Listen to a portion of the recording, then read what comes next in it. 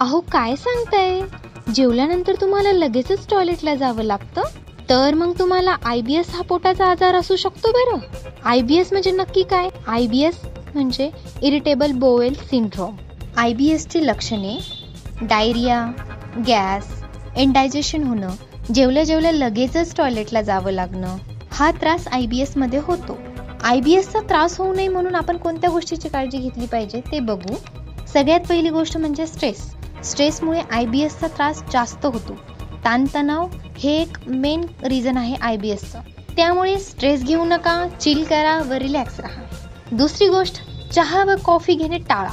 या गरम पदार्थांमुळे स्टमक आणि इंटेस्टाईनमध्ये इरिटेशन होते. त्यानंतर काही लोकांमध्ये दूध व दुधाच्या पदार्थांपासूनही त्रास होतो, तर ते घेणे टाळा. आपल्या इंटेस्टाईनसाठी सगळ्यात चांगलं फूड कोणतं? तर त्यामध्ये बनाना, केळीमध्ये सोल्युबल फायबर्स असल्यामुळे ते इझिली डायजेस्ट होते. केळी IBS मध्ये औषधीसारखं काम करते.